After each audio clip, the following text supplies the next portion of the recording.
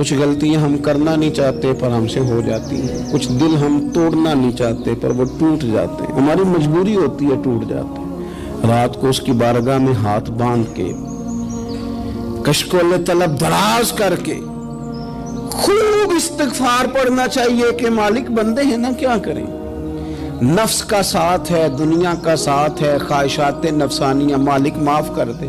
درد سے توبہ، رسم نہ ہو، کہانی نہ ہو، لفظ نہ ہو، جملے نہ ہو، اور جناب ایسے لوگوں کے بیچ بڑے ہاتھ باندھ کے اور بڑا کوئی ضرورت نہیں، آپ اکیلے اپنی چارپائی پہ بستر کے اندر منہ دے کے بھی درد سے کہیں گے نا معاف کر دے تو وہ تو مہربانی بڑا ہے۔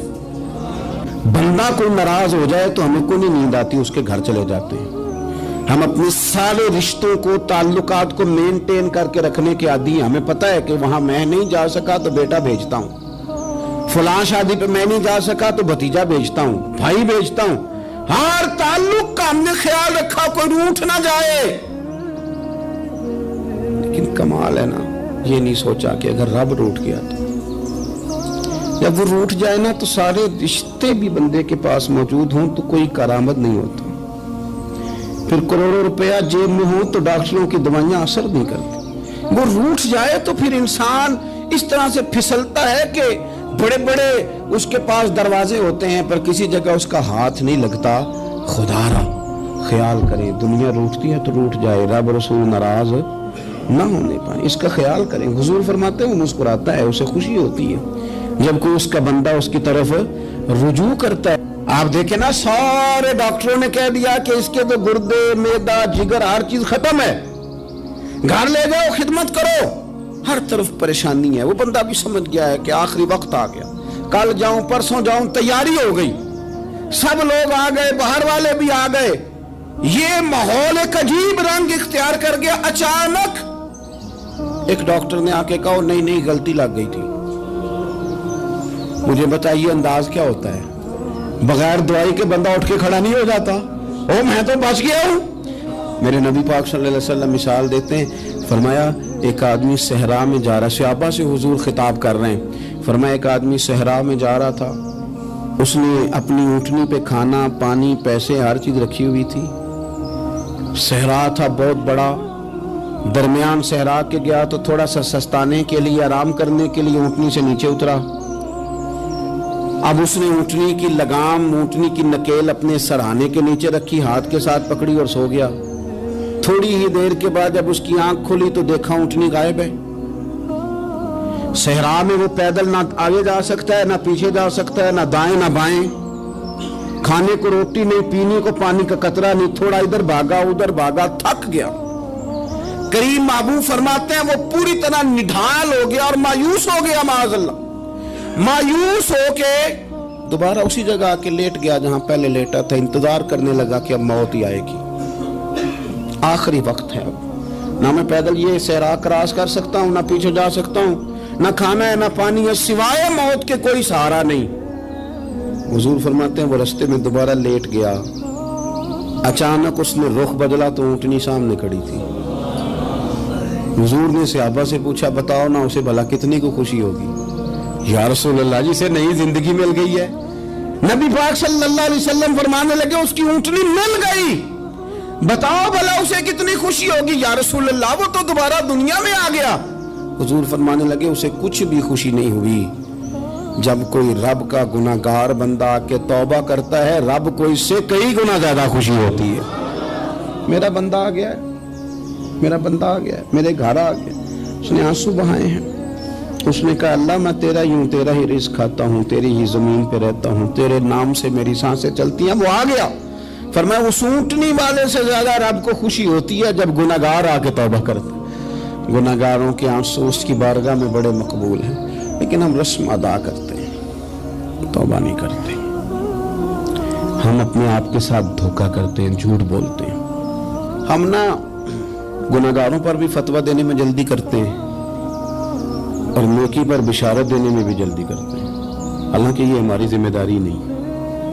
پتہ نہیں اللہ تعالیٰ کس کو کب توفیق توبہ دے کے اپنے قریب کر لے، لیکن بڑی جلدی ہے، بڑی جلدی فتویٰ دینے میں۔ اور یہ فتویٰ صرف مفتیوں کا نہیں رہ گیا، یہ میری طرح کے، آپ کی طرح کے ڈھیروں لوگ ہیں جنہوں نے جیب میں فتوے ڈالے ہوئے۔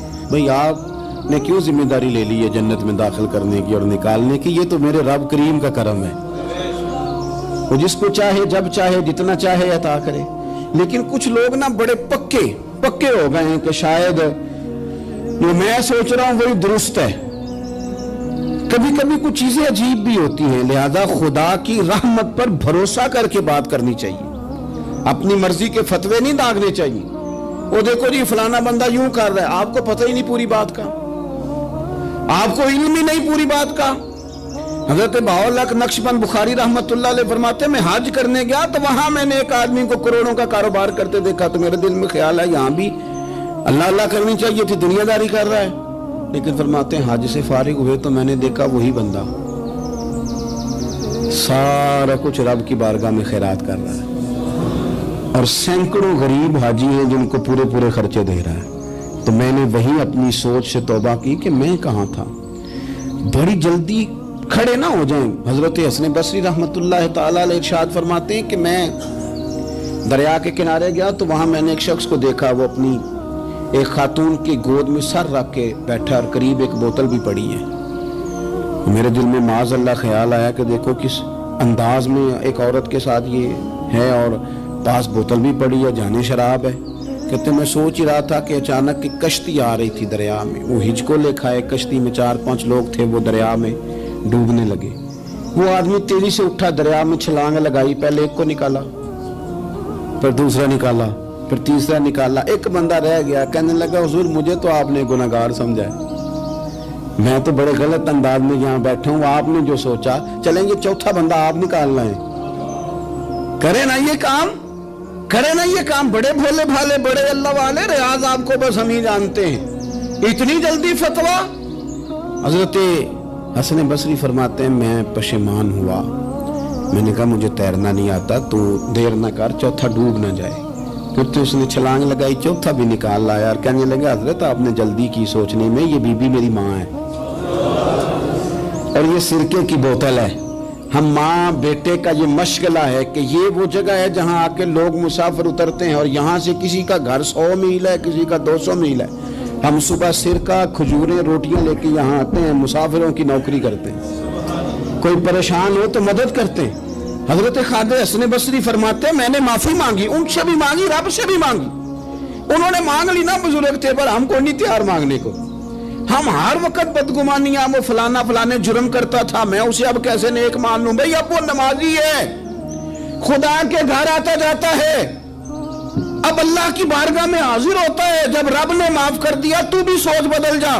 सुने हुजूर क्या फरमाते हैं, नबी पाक साहिब अल्लाह सल्लल्लाहु तआला अलैहि वसल्लम फरमाते हैं, मुस्नद इमाम अहमद बिन हंबल देखिए, फरमाया रब उस वक्त बड़ा ही मुस्कुराएगा जब कातिल भी जन्नत में जाएगा, मकतूल भी जन्नत में जाएगा।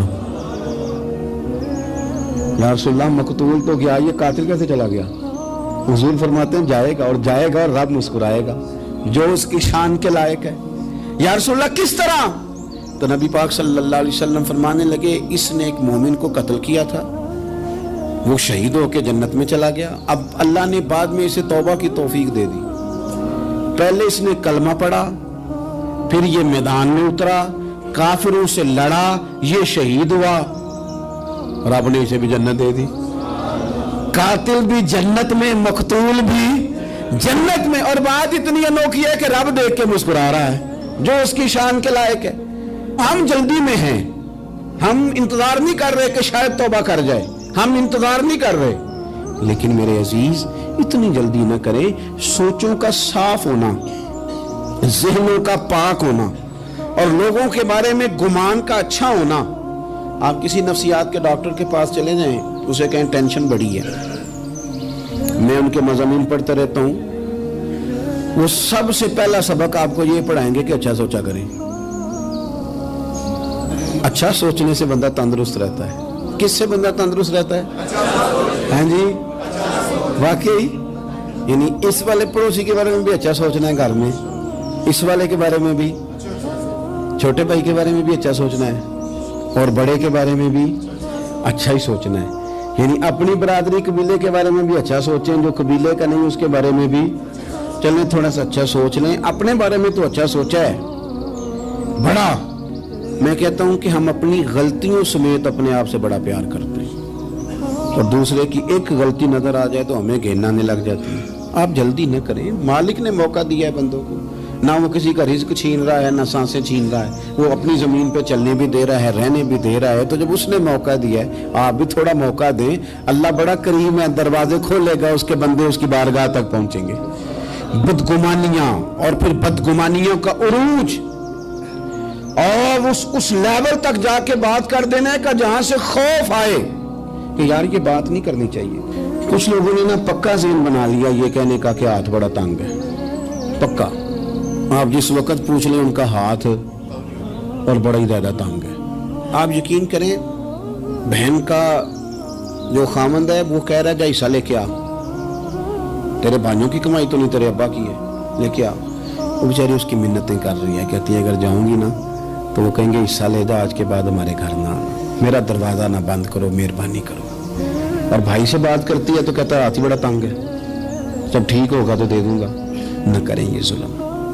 हमारे अपने तड़पते रहते हैं और हमारी दौलतें अंदर पड़ी रहती हैं। हमारे अपनी छोटी छोटी ज़रूरियात के लिए परेशान होते हैं, लेकिन हम बड़े बड़े बहाने हैं हमारे पास, कहते हैं ये निकम्मा है, ये निकट्टू है, ये काम नहीं करता, इसमें फलाना है, वह फलाना है, बलियादा मैंने नहीं साथ चलना।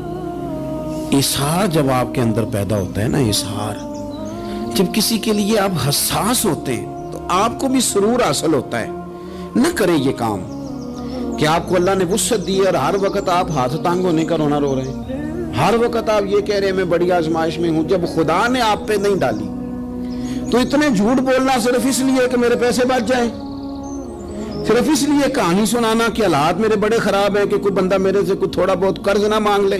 सुनो, नबी पाक सल्लल्लाहु अलैहि वसल्लम के पास मेहमान आ गया, बुखारी मुस्लिम है। हुजूर ने अज़वाज मुतहरात के घरों में पैगाम भेजा, कुछ चीज़ है ज़ियाफ़त के लिए। या रसूलल्लाह कुछ भी नहीं, ये दो जहां के शाह हैं और पास कुछ रखते नहीं, दो जहां की नेमतें हैं इनके खाली हाथ में। या रसूलल्लाह कोई चीज़ भी नहीं। हुजूर ने सहाबा के मजमे पे नजर डाली, या रसूलल्लाह सल्लल्लाहु अलैहि वसल्लम हुक्म हो। तो हुजूर फरमाने लगे तुम में से कोई बंदा है जो इसे घर ले जाए रोटी खिलाए। एक सहाबी उठे, फौरन हुजूर मैं लेके जाता हूँ, खाना खिलाता हूँ। फरमाते हैं मेरे घर में सिर्फ बच्चों का खाना था, ये नहीं कि फ्रीजर भरा हुआ है नेमतों से, सिर्फ बच्चों का खाना। ये नहीं कि किसी को देख के अपनी हंडिया पे बर्तन दे लिया, सिर्फ बच्चों का खाना। कहते हैं घर गया, बीवी से कहा क्या कैफियत है, कहने लगी बच्चों की रोटी है। मैंने कहा बच्चे सुला दे, सुबह नाश्ता कर लेंगे। तो कहने लगी आप क्या खाएंगे? तो मैंने कहा ना मैं खाऊंगा ना तू खाएगी, मेहमान जो नबी पाक का है। कहा अच्छा, अब जरा तजवीज देखो मियाँ बीवी की सूझी आपस में। कहते हैं खाना लगा देना, क्योंकि एक आध बंदे का खाना है। अपनी गुर्बतों का हर जगह इजहार करना, रोना रोना, ये देखो गुर्बत कैसे छुपाई जा रही। उसको कहा नहीं कि चल तू थोड़ा रहम खा, तू आया है तू थोड़ा रहम खा, ये नहीं कहा उठ के ना तू खाना रखना और उठ के ना चिराग ठीक करने के बहाने बुझा देना। हम दुनिया वालों के सामने क्यों अपने दुख बयान करें? हम जो कहेंगे रब रसूल की बारगाह में कहेंगे। तू ना चिराग ठीक करने के बहाने, अहलिया उठी खाना देने के बाद चिराग ठीक करने के बहाने बुझा दिया। खामद भी हाथ चलाते रहे, बीवी कभी बर्तन रखती कभी उठाती, पता चले कि खाना खा रहे हैं, खाना खाया जा रहा है। कहते हैं मेहमान पेट भर के खाना खा गया। ये काम हुआ रात के अंधेरे में, उस वक्त हुआ जब चिराग भी बंद था, उस वक्त हुआ जब कोई देखने वाला नहीं था, किसी पड़ोसी को भी खबर नहीं थी। फरमाते हैं सुबह के उजाले में उस मेहमान को लेके मस्जिद नबी में मैंने कदम रखा तो नबी करीम ने फरमाया रात जो तुमने काम किया है ना उसे देख के मेरा रब बड़ा मुस्कुराया है, अल्लाह बड़ा मुस्कुराया है। अल्लाह तरदामनी पे शेख हमारी ना जाइए, हम दामन न छोड़ दें तो फरिश्ते वुजू करें। ये शान है सहाबा की। नबी करीम अलैहिस्सलाम ने फरमाया रब रात मुस्कुराया तेरा ये अंदाज देख के, और उसने कुरान नाजिल किया वयुसिरूना अला अनफुसिहिम वलौ काना बिहिम खसासा। कुछ लोग वो हैं जिन्हें बड़ी भी जरूरत हो तो दूसरों पर इसार कर देते हैं, कुर्बानी दे देते हैं। रब मुस्कुराया है, अंदर पैसे रखे हुए हैं, अंदर पैसे रखे हुए हैं, और बहन आके मिन्नत कर रही है कि भाई हालात बड़े खराब हैं, थोड़ी सी मेहरबानी कर। तो कहते हैं बहन पर्दा ही है बस। कैसे बताऊं तुझे हालात, तुझे क्या बताऊं, काम कितनी मुश्किल से चलता है, ये पर्दा ही है बस। बहरहाल अगर तूने कहा है ना 50,000 तो मैं ज्यादा नहीं, कोई 20 को दे दूंगा तुझे, वो भी खासी नेकी करके, वो भी बता सिखा के। रात अम्मा पे लहदा से शान चढ़ाऊंगा, अब्बा पे लहदा से चढ़ाऊंगा कि तुम्हारी बेटी के साथ ताबन कर, सारे इलाके को वैसे ही बताऊंगा। और वो गरीबनी बेचारी 20,000 लेके घर गई है, तो सिफारिशें कर रही है कि मेहरबानी करो। मैंने ऐसे भी देखे हैं जो पहले बीवी को पकड़ाते हैं, तू दे, इसलिए कि फिर वजीर आजम तो डंडा निकाल लेगा तो बड़ा मुश्किल हो जाएगा फिर घर में रहना, लिहाजा वो ये तू आगे लग। ये क्या लहजा है आपका, ये तो किसी को भी दे तो छुपा के देने का हुक्म है, किसी को भी दे तो हमें हुक्म ये है कि सीधे हाथ से देना है, उल्टे को खबर। और ये जो बिल्कुल ही अपने हैं उन पर तो पर्दा पोशी आपके लिए वैसे ही जरूरत थी। मेरे अजीज, रब मुस्कुराता है। मेरे नबी पाक अलैहिस्सलाम ने ये आमाल हमें बताए जिन पर अल्लाह मुस्कुराता है, खुश होता है। और बाज लोगों को हुजूर ने नॉमिनेट किया। हज़रत साद बिन मुआज़ रज़ी अल्लाह ताला अन्हु अजीम सहाबी थे। ये वो खूबसूरत सहाबियां जिनके जनाजे को कंधा मेरे नबी पाक ने अता फरमाया, हुजूर ने कंधा अता फरमाया। कमाल हो गई, निर्ख बाज़ारे मोहब्बत का अनोखा ही हो गया, खुद खरीदारों में शामिल आके मौला हो गया। हुजूर ने कंधा दिया। हज़रत साद बिन मुआज़ रज़ी अल्लाह ताला अन्हु का जब जनाजा उठा, उनकी वालदा रो पड़ी, बड़े दर्द से रोई। माँ थी ना, उनकी आवाज़ जब हुजूर तक गई तो नबी पाक ने फरमाया आंसुओं को रोक ले, आवाज़ को कम कर ले, तेरे बेटे की तो जब रूह परवाज हुई है तो रब मुस्कुराया है। जिसके आने पे रब राजी हो, मुस्कुरा दे जो उसकी शान के लायक है। ये तो वो लोग हैं कि जिनके जाने पर ना रब, वो किसी ने कहा था कि मेरे मरने पे हर सू शोर मच जाएगा, देखोगे मेरे मरने पे हर सू शोर, तो पता चल जाएगा जब हम जाएंगे, मेरे मरने पे हर सू शोर मच जाएगा देखोगे। और कहने अलविदा सरकार खुद तशरीफ लाएंगे। और दरवेश कहने लगे बाद मरन दे मुखड़ा मेरा हो जावे जे ताजा, फिर समझ लेना महबूब मेरे ने आन पड़े है जनाजा। और आशिक का जनाजा है, जरा धूम से निकले और महबूब की गलियों से जरा घूम के निकले। फरमाया कि इनके तो जाने पे रब करीम। और हुजूर ने एक दुआ भी दी। हजरत अबू तलहा, हजरत तलहा रदी अल्लाह ताला अन्हु सहाबी थे, उनका विसाल हो गया तो हुजूर ने दुआ भी दी। फरमाया अल्लाह जब मेरा तलहा है ना तो तू इससे मुस्कुरा के बात करना, ये तुझसे मुस्कुरा के बात करे जो तेरी शान के लायक है। कुरान मजीद में फरमाया इन्नल्लाह बिन्नासी लरऊफुर रहीम, बेशक अल्लाह अपने बंदों पर बड़ा ही मेहरबान और निहायत ही रहम करने वाला, रऊफ और रहीम है, बड़ा मेहरबान है, करम फरमाता है। अल्लाह ताला अपने बंदों से बड़ा जल्द राजी हो जाता है। वो अपने बंदों को बहुत ज्यादा मुशक्कत में नहीं डालता, वो अपने बंदों से अपनी नेमतों का बदला नहीं चाहता, बहुत सख्त मुशक्कत वाली इबादतें नेमतों के बदले नहीं चाहता, वो बड़ी जल्दी रहम फरमाता है। मेरे नबी पाक सल्लल्लाहु ताला अलैहि वसल्लम ने इरशाद फरमाया, बाज़ अहादीस में लफ्ज़ ये है कि अल्लाह अपने बंदों को देख के मुस्कुराता है जो उसकी शान के लायक है। जिस तरतीब से हम मुस्कुराते हैं, जिस तरतीब से हम रोते हैं, जिस तरतीब से हम किसी बात का इज़हार तशक्कुर करते हैं, खुदा इन बातों से पाक है। अब बहुत सारी हदीसों में आया कि वो मुस्कुराता है, तो क्या मतलब है मुस्कुराने का? तो उलमा तफसीर ने लिखा है मुस्कुराने का मतलब ये है कि वो बड़ा ही राजी होता है अपने बंदे से, बड़ा राजी होता है, ये मतलब है। एक तो मुस्कुराने का मतलब ये कि वो बड़ा राजी हो गया, बड़ा राजी हो गया, वो मुस्कुरा दिया अपने बंदे पे। और एक इसका माना खुद नबी पाक सल्लल्लाहु ताला अलैहि वसल्लम ने बयान फरमाया। मुस्नद इमाम अहमद बिन हंबल में हदीस है, हुजूर सैयद आलम अलैहिस्सलाम से सहाबा ने पूछा, या रसूलल्लाह शहीद तो बड़े लोग होते हैं, शहीदों में अफजल कौन है? तो अल्लाह के हबीब अलैहिस्सलाम फरमाने लगे, वो वाला बंदा जो डट गया था काफिरों के मुकाबले में, वो हिला नहीं, पूरी तरह डट के जो लड़ा, वो शुहदा में अफजल है। हुजूर फरमाते हैं वो जन्नत के बाला खानों में सैर करेगा और रब उसे देख के मुस्कुराएगा, रब उसे देख के मुस्कुराएगा, अल्लाह ताला मुस्कुराता है उसे देख के। اور اگلے جملے میں حضور نے وضاحت کر دی، فرمایا جب رب دنیا میں کسی پر مسکراتا ہے نا تو اس کا معنی یہ ہے کہ قیامت میں پھر اللہ اسے حساب کوئی نہیں لے گا۔ جس پر اللہ دنیا میں مسکرا دیا اس سے کوئی حساب تو وہ کام ڈھونڈنے چاہیے نا جس سے اللہ مسکرائے۔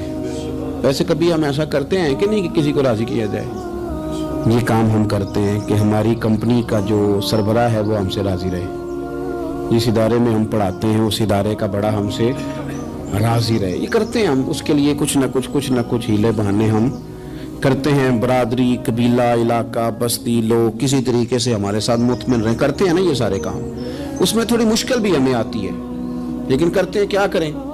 گھر میں بھی کئی دفعہ ایسا ماحول بنانا پڑتا ہے۔ چلیں ایک اور میٹھی مثال دیتے ہیں، زیادہ سمجھ میں آئے گی۔ چھوٹا بچہ خوش رہے، آپ اس کے لیے محنت نہیں کرتے؟ وہ چھوٹا ہے، اس کو خوش کرنا فرض ہے ابا پہ، لیکن وہ کہتا ہے کہ میں نے موٹر سائیکل لینا ہے۔ چھوٹا ہے، چلا ہی نہیں پائے گا، تو ابا پھر اسے راضی کرتا ہے، کہتا ہے بیٹے چھوٹا سائیکل لے لے، چل میں تجھے اڑانے والا جہاز لے دیتا ہوں۔ مقصود کیا ہے کہ اس کو ناراض نہیں کرنا، یہ روئے نہ، اس کا دل نہ ٹوٹے۔ یارو سنو نا میں کیا کہہ رہا ہوں، اگر چھوٹے بچے کے لیے وہ چیزیں ڈھونڈتے ہو، میرے ابا جی نا اپنے نواسے کے لیے کھلونا لے کے آئے تو بچہ بڑا ہی کھیلا تو ابا جی کہنے لگے لو پیسے پورے ہو گئے میرے۔ بچے کو پسند بڑا ہے نا، پیسے پورے کر چھڑے نے، دیکھو نا جی کتنا اس کو راضی ہوا ہے۔ تو انسان کیا کرتا ہے کہ کوشش کرتا ہے، چھوٹا بچہ بھی ناراض نہ ہو تو وہ چیزیں وہ ڈھونڈتا ہے کہ اس کو کیا پسند ہے، چاکلیٹ لے جاؤں، فلاں چیز لے جاؤں، آئس کریم لے جاؤں۔ تو ایک بچے کے لیے، گھر کے لیے، سربراہ کے لیے اتنی محنت کرتے ہو تو وہ کام بھی ہمیں ڈھونڈ کے تلاش کرنے چاہیے نا جس سے رب راضی ہوتا ہے، اللہ راضی ہوتا ہے۔ بتاؤں وہ کون کون سے کام ہیں؟ نبی کریم صلی اللہ تعالی علیہ وسلم نے ارشاد فرمایا 3 لوگ ہیں جنہیں دیکھ کے رب مسکراتا ہے۔ یا رسول اللہ صلی اللہ علیہ وسلم وہ کون کون سے؟ تو محبوب فرمانے لگے ایک وہ بندہ ساری مخلوق سوئی ہے، آدھی رات ہے، رات کا پچھلا پہر ہے، اس نے اٹھ کے وضو کر لیا، مصلی پہ کھڑا ہو گیا خدا کی یاد میں، فرمایا اسے دیکھ کے رب مسکراتا ہے جو اس کی شان کے لائق ہے۔ مسکراتا ہے اللہ۔ یہ تو سونے کا ٹائم تھا، یہ تو گہری نیند آنے کا وقت تھا، رات کا پچھلا پہر۔ رات پوے تے بے درداں نو نیند پیاری آوے تے درد منداں نو یاد سجن دی ستیاں بھی آن جگاوے۔ اور ساون کی کالی راتوں میں جب بوندا باندی ہوتی ہے، وہ راتوں کو اٹھ روتے ہیں جب خلقت ساری سوتی ہے، اللہ مسکراتا ہے۔ اور سننا میرے بھائی، میرے نبی پاک صلی اللہ تعالی علیہ وسلم فرماتے ہیں جب مسلمان نماز کے لیے صفیں بناتے ہیں نا، ترتیب لگ رہی ہوتی ہے، اب اللہ کی بارگاہ میں کھڑے ہوں گے، قیام کریں گے، رکوع کریں گے، سجود کریں گے، فرمایا جب مومن صفیں بناتے ہیں تو رب دیکھ کے مسکراتا ہے، مسکراتا ہے۔ کمال ہو گئے عروج بندگی کا، جب بندے کو دیکھ کے رب مسکرائے، خدا بندے سے خود پوچھے بتا تیری رضا کیا ہے، مسکراتا ہے۔ اور میرے نبی پاک علیہ السلام فرماتے ہیں جب مجاہد جہاد کے لیے صفیں سیدھی کرتے ہیں، آج تو یہ رب کے نام پہ مرنے ہی آ گئے، یہ صفوں میں کھڑے ہوں گے، ترتیب سے لڑیں گے، ترتیب سے گلا کاٹیں گے کافروں کا یا شہادت لیں گے۔ فرمایا جب جہاد کے لوگ صفیں بناتے ہیں تو رب انہیں دیکھ کے مسکراتا ہے۔ کتنے نصیبوں والا وہ بندہ ہے جسے دیکھ کے مسکرا دیا۔ اور یار کبھی تیرا بیٹا تیرے سامنے مسکرائے نا چھوٹا، تو تیرا دل باغ باغ ہو جاتا ہے۔ تیری ماں بیمار کسی ایک دن صحیح طرح ہنس پڑے تو طبیعت خوش ہو جاتی۔ مجھے بتاؤ نا جس کا رب بھی اسے دیکھ کے ہنس پڑے، جو اس کی شان کے لائق ہے، کیا اس بندے کے نصیبیں ہیں، کیا اس کے مقدر ہیں۔ آپ اس مقام پر اپنے آپ کو لائیں۔ اب دیکھیں نا یہ حدیث آپ نے سن لی، اب ہم نے نا اس طرح صفیں نہیں بنانے جس طرح ساری دنیا، آپ ذرا صفیں بھی شوق سے بنائیں گے، آپ ذرا تھوڑا سا شوق پیدا کریں گے، بھئی یہ تو میں وہ کام کرنے لگا ہوں جسے دیکھ کے رب مسکراتا ہے۔ نبی پاک صلی اللہ علیہ وسلم نے فرمایا جب کوئی بندہ توبہ کرتا ہے نا، ہم توبہ کا رٹا لگاتے ہیں، یا اللہ میری توبہ، یا اللہ۔ اور توبہ کا تو مطلب یہ ہے کہ پچھلے گناہوں سے پکی توبہ، آج کے بعد یہ غلطی نہ کرنے کا پکا وعدہ۔ تو نے ساری شب برات رو کے گزاری ہے، بتا سویرے جھوٹ جوڑنے کا ارادہ ہے تیرا، آج کے بعد رشوت تو نہیں نہ لے گا، ملاوٹ تو نہیں نہ کرے گا، یہ توبہ ہے۔ اور اگر سارے کام اسی طرح کرنے تو پھر یہ توبہ کا رٹا ہے۔ جتنا مرضی لگاؤ. حضرت علی بن ربیعہ رضی اللہ تعالیٰ عنہ فرماتے ہیں میں مولا علی کے ساتھ تھا, مقام حرہ کی طرف جا رہے تھے, حضرت علی نے ہاتھ اٹھا کے دعا مانگی ہماری تعلیم کے لیے, ورنہ حضرت علی ہم صحابہ کو محفوظ عن الخطا تو مانتے ہیں نا.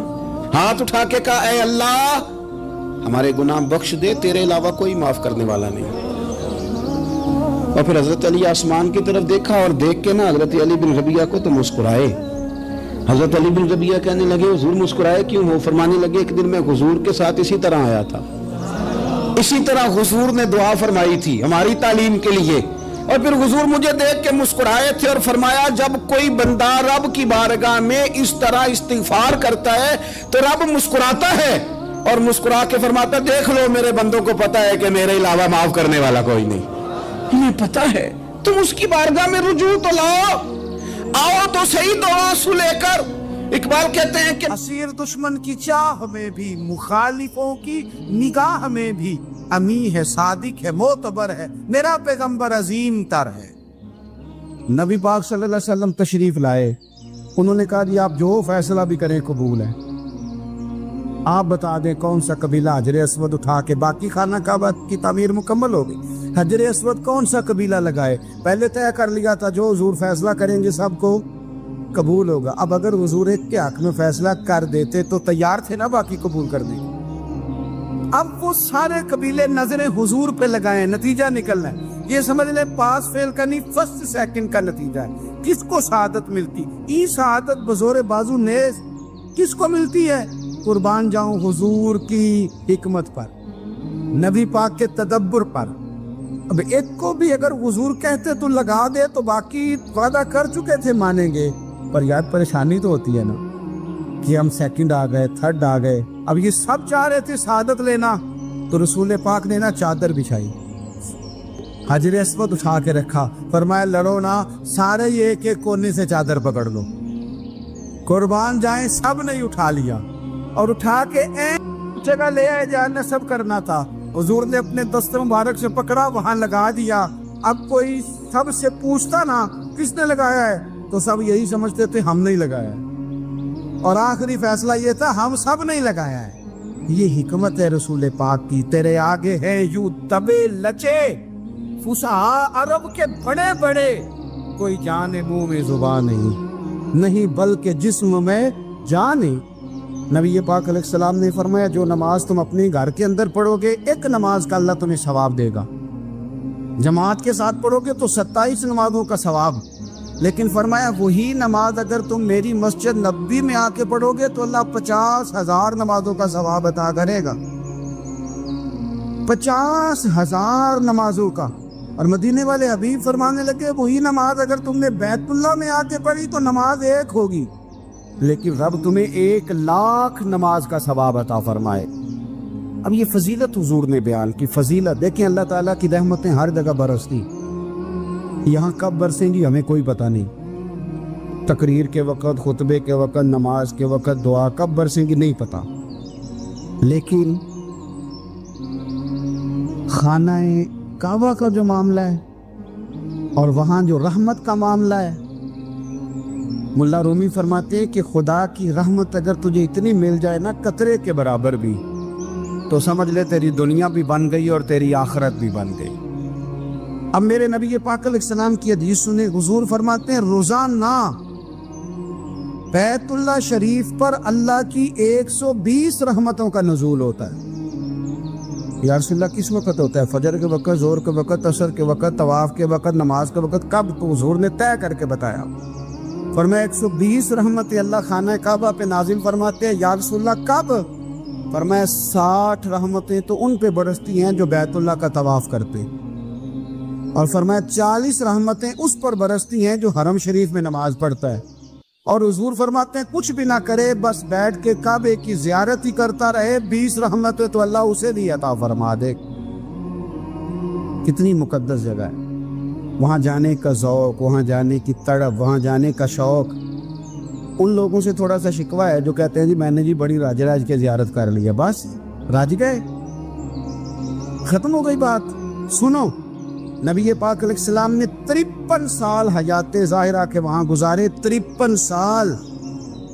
لیکن جناب صدیق اکبر رضی اللہ تعالیٰ عنہ فرماتے ہیں قربان جاؤں جس رات میرے کریم محبوب علیہ السلام ہجرت کی رات مکہ مکرمہ سے نکل رہے تھے تو حضور پلٹ پلٹ کے بیت اللہ کو دیکھتے، حضور پلٹ پلٹ کے دیکھتے تھے، اور پھر میرے محبوب کریم علیہ السلام نے پلٹ کے کعبے کی طرف دیکھ کے فرمایا بیت اللہ تو مجھے بڑا ہی پیارا ہے، تو مجھے بڑا ہی پیارا ہے، اے شہر مکہ تو مجھے بڑا ہی پیارا ہے۔ فرمایا اگر میری قوم مجھے پریشان نہ کرتی میں تجھے کبھی چھوڑ کے نہ جاتا۔ 53 سال رہنے کے باوجود بھی حضور کا بیت اللہ سے پیار، نبی پاک کی اس شہر کے ساتھ وابستگی، وہ دلچسپی، وہ ذوق، وہ شوق، وہ کیفیات کیوں مان پڑتے جا رہے ہیں ہمارے جذبے؟ ہمارے سیاست کی باتیں روز ہونے لگی ہیں، بحثوں کی باتیں روز ہوتی، لیکن اپنا عشق مضبوط کرنے کی بات، آپ یقین کریں یہ جو عشق ہوتا ہے یہ بندے کو آزاد کر دیتا ہے، یہ بندے کو عشق آزاد کر دیتا ہے۔ اعلیٰ حضرت فرماتے ہیں اے عشق تیرے صدقے جلنے سے چھٹے سستے، جو آگ بجھا دے گی وہ آگ لگائی ہے۔ اور علامہ اقبال کہنے لگے اقبال سمجھاتے ہیں، وہ کہتے ہیں بجھی عشق کی آگ اندھیر ہے، اب مسلمان نہیں اب خاک کا ڈھیر ہے۔ کہتے ہیں بغیر عشق کے نا کوئی کام بھی، نماز بھی بغیر عشق کے پڑھی جاتی ہے تو کوئی مزہ ہی نہیں دیتی، بندے کہتے ہیں دل ہی نہیں لگتا، پیری مریدی ہے بغیر عشق کے ایسی رسم ہی ہے، ٹھیک ہے گزارا چل رہا ہے، قرآن شریف کی تلاوت ہے تو بغیر عشق کے کیسے کیفیات چلیں گی؟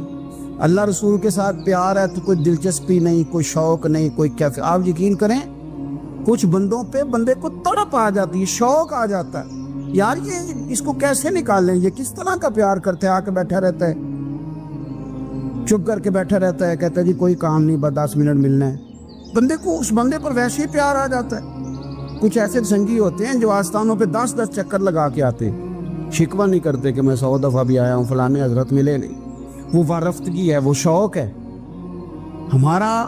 جب تک اللہ رسول کے ساتھ رشتہ عشق کا تھا، پیار کا تھا، ذوق کا تھا، درد کا تھا، خلوص کا تھا، آپ یقین کریں طبیعتیں جمی ہوئی تھی۔ نبی پاک نے نا ہمیں تکلیف میں رہ کے پیار کرنے کا درس دیا۔ بخاری مسلم میں حدیث ہے، حضور اپنے مدینے کی شان بیان کرنے لگے، حضور فرمانے لگے، محبوب فرماتے ہیں یمن فتح ہوگا تو وہاں کھیت اچھے ہوں گے، کھلیان اچھے ہوں گے، کاروبار اچھے ہوں گے، تو کچھ لوگ مدینے والے وہاں جا کے رہنے لگ جائیں گے، آباد ہو جائیں گے، لیکن حضور فرماتے المدینہ تو خیر لہم لو کانوا یعلمون۔ بات کو سمجھنا، فرمایا کہ وہاں کھیت کھلیان اچھے ہیں، ان کا کاروبار وہاں زیادہ چلے گا، لیکن رسول کریم نے فرمایا مدینہ ہی ان کے لیے بہتر تھا، کاش وہ اس بات کو جان لیتے۔ فرمایا پھر عراق فتح ہوگا تو وہاں بھی کچھ لوگ چلے جائیں گے، کاروبار ان کا اچھا چل جائے گا، وہاں رہنے لگیں گے، لیکن فرمایا المدینہ تو خیر لہم لو کانوا یعلمون، فرمایا مدینہ ہی ان کے لیے بہتر تھا، کاش وہ سمجھ لیتے۔ اور میرے نبی پاک علیہ السلام نے فرمایا جو مدینے میں ڈٹے رہیں گے اور مدینے کی تکلیفوں پر صبر کریں گے، اذیتوں پر صبر کریں گے، فرمایا اگر وہ گناہ گار ہوں گے مدینے میں رہنے والے تو میں قیامت میں ان کی سفارش کروں گا، اور اگر نیکوکار ہوں گے تو میں اللہ کی بارگاہ میں ان کی نیکیوں پر گواہ بن جاؤں گا، گویا میں ان کے ساتھ رہوں گا۔ مدینے کے ساتھ نبی پاک کی جو محبت ہے، حضور کا جو پیار ہے، جس رات میرے نبی پاک صلی اللہ علیہ وسلم مکہ مکرمہ سے نکل رہے تھے نا مدینہ طیبہ جانے کے لیے، تو حضور نے دعا فرمائی، کہا اے اللہ تو نے مجھے اس شہر سے نکالا جو مجھے بڑا ہی پیارا تھا، اے اللہ یہاں بڑی یادیں تھیں، بڑا پیار تھا، تو نے وہاں سے نکالا جو مجھے بڑا پیارا تھا، اے اللہ اب تو مجھے اس شہر میں داخل فرما جو تجھے بڑا پیارا ہے، وہاں داخل فرما جو تجھے بڑا پیارا ہے۔ مدینہ طیبہ کے لیے نبی پاک نے دعا فرمائی، کہا اے اللہ تیرے نبی ابراہیم علیہ السلام نے مکے کے لیے دعا کی تھی، میں مدینے کے لیے دعا کر، اللہ مدینے میں دگنی برکت عطا فرما۔ اللہ کے محبوب علیہ السلام کی خاص دلچسپیاں مدینہ طیبہ کے ساتھ۔ مدینے والوں نے نہ حکمرانی نہیں کی، تو حضور نے پہلے کہہ دیا تھا خلیفہ قریش میں سے ہوگا، لیکن حکمرانی نہیں کی، غلامی کی۔ مدینے والوں نے نبی پاک کے دروازے کی گدائی کی، مدینے والے ہر میدان میں حضور کے سامنے کھڑے ہوئے دشمن کے مقابلے میں، مدینے والوں نے پیار کیا، اس لیے میرے نبی پاک علیہ الصلوۃ والسلام نے فرمایا اگر لوگوں کے دو گروہ ہو گئے، دو لائنوں میں لوگ چلنے لگے، ایک لائن ادھر چل رہی ہے ایک ادھر چل رہی ہے، تو حضور فرماتے ہیں میں تو اس لائن میں چلوں گا، اس قطار میں چلوں گا جس میں مدینے کے لوگ چل رہے ہوں۔ انصار مدینہ کے ساتھ حضور کا پیار، اس شہر کے ساتھ حضور کی دلچسپیاں، پیار دیکھیں نا، بندہ جب اپنے گھر واپس لوٹ کے آتا ہے تو شوق ہوتا ہے ذرا جلدی سے نا گھر پہنچ جاؤں، ذرا تھوڑا جلدی چلا جاؤں۔ کئی سفر سے آئے، صحابہ فرماتے ہیں کہ جب نبی پاک کسی جنگ سے، جہاد سے، سفر سے لوٹتے، مدینے کی عمارتیں نظر آتی تو گھوڑا تیز کر لیتے، اپنے اندر نا یہ ذوق پیدا کریں، یہ پیار پیدا کریں۔ آپ یقین کریں کوئی ٹھنڈے ٹھنڈے مسلمان، وہ کوئی کیفیت نہیں، صبح سے شام تک میں دوستوں سے کہا کرتا ہوں الحمدللہ کبھی ایک آیت پڑھ لینا قرآن پاک کی ترجمہ و تفسیر کے ساتھ تو سارا دن وہ گھومتی رہتی ہے دماغ میں، رات کو اس کا ذائقہ رہتا ہے روح میں۔ تو جب میں اور آپ سارا دن پڑھیں، سیاست کریں، سیاست سنائیں، کہانیاں کریں، غیبتیں، پھر دماغ میں الٹے سیدھے خیالات ہی آنے ہیں۔ تو اگر صبح اٹھتے ہی سب سے پہلے مدینے والے کی ایک نعت سنی جائے اور شام کو سوتے وقت بھی ایک نعت سنی جائے، ایک نعت نعمتیں بانٹتا جس سمت وہ ذیشان گیا، اس طرف منشی رحمت کا قلم دان گیا، تجھے جانا تجھے مانا نہ رکھا غیر سے کام، للہ الحمد میں دنیا سے مسلمان گیا۔ تو اگر یہ ذوق بنا لیا جائے تو انشاءاللہ رات کو بھی آپ کو نا مدینہ ہی نظر آئے گا، انشاءاللہ خواب میں بھی آپ ٹکٹنگ کرا رہے ہوں گے، آپ ویزا ہی لگوا رہے ہوں گے، لیکن شرط یہ ہے کہ وہ کیفیت ہو، وہ پریم ہو، وہ پیار ہو۔ مدینے والوں نے بڑی غلامی کی، کبھی کوئی شکوہ نہیں کیا، ویسے کبھی کبھی اللہ موقع بناتا تھا، کبھی کبھی نا مدینہ شریف میں ایسے ہوتا تھا کبھی کبھار۔ ایک دفعہ نا جب کچھ علاقے فتح ہوئے تو بڑا مال آیا فتح مکہ کے بعد، تو بخاری مسلم میں حدیث ہے، اسلام کے اندر یہ ہوتا ہے کہ جو نیا کلمہ پڑھتا تھا اسے مال غنیمت میں سے زیادہ حصہ دیا جاتا تھا، اس کو کہتے ہیں مؤلفۃ القلوب، تالیف قلب کے لیے۔ تو چونکہ یہ قانون تھا تو نبی پاک صلی اللہ علیہ وسلم نے نا مکے والوں کو ذرا مال تھوڑا زیادہ دیا۔ مدینے میں سے ایک آدھ نوجوان نے کہا کہ حضور نا آپ اپنے رشتہ داروں کی طرف توجہ زیادہ کرنے لگے، یہ بھی محبت کی جنگ ہوتی ہے نا، قربان جائیں۔ حضور سید عالم علیہ السلام تک بات پہنچی اور اسی طرح پہنچی کہ ایک آدھ نوجوان نے بات کی ہے۔ نبی پاک علیہ السلام نے ترکی خیمہ لگوایا، فرمایا مکے والا کوئی نہ آئے، صرف مدینے والے آئے۔ سارے حضور کے سامنے بیٹھ گئے، ذرا منظر دیکھنا، حضرت ابو ایوب انصاری رضی اللہ تعالیٰ عنہ سے لے کر سارے انصار۔ حضور نے فرمایا بھی میں نے سنا ہے تم میں سے کچھ نے کہا ہے کہ حضور اپنے رشتہ داروں کو زیادہ دینے لگے۔ رو پڑے مدینے والے، یا رسول اللہ وہ تو ایک نوجوان نے غلطی۔ فرمایا نہیں تم کہہ سکتے ہو کہ یا رسول اللہ صلی اللہ علیہ وسلم مکے والوں نے تو آپ کو تکلیف دی تھی، ہم نے آپ کو ٹھہرایا، تم کہہ سکتے ہو چونکہ تم نے ٹھہرایا تھا۔ مدینے والے رونے لگے کہ یا رسول اللہ ہم کون ہوتے ہیں ٹھہرانے والے، وہ تو آپ آئے، اللہ نے مدینے کو شانیں عطا کر دی۔ میرے محبوب نے فرمایا تم کہو نا کہ یا رسول اللہ مکے والے تو بدر میں تلواریں لے کے آ گئے تھے، ہم تھے جنہوں نے سینے پیش کیے تھے۔ وہ رو رہے ہیں، نہیں حضور ایسا تو نہیں ہے، وہ تو آپ نے مہربانی کی تو بدر میں ہم میں سے کچھ شہید ہو گئے، کچھ غازی بن گئے کی برکت سے۔ حضور نے فرمایا تم کہو کہ احد کے میدان میں انہوں نے پتھر مارے تھے، ہم نے سینہ پیش کیا تھا۔ حضور بھی رونے لگے، مدینے والے بھی رونے لگے۔ نبی کریم نے فرمایا تم کہو کہ جانے ہم نے قربان کی، تم کہو کہ حضور ایک قربانیاں ہم نے دی، کہہ سکتے ہو تم نے دی ہیں، ہمارا حق بنتا ہے کہو۔ اور جب رو رو کے بے حال ہو گئے تو سرکار بھی روئے، کھل کے روئے، پھر آنسو پونچھے اور کریم رسول فرمانے لگے وہ بھولے مدینے والو، کیا تم یہ نہیں پسند کرتے کہ لوگ جب اپنے گھروں میں جائیں تو بھیڑ بکریاں لے کے جائیں، اور جب مدینے والے اپنے گھر جائیں تو اللہ کے رسول کو ساتھ لے کے جائیں؟ تم یہ نہیں پسند کرتے کہ تمہارے ساتھ میں جاؤں؟ یہ نہیں تمہارا شوق؟ دیکھو کسی کے حصے میں کچھ آیا، کسی کے حصے میں کچھ آیا، کسی کے حصے میں کچھ آیا۔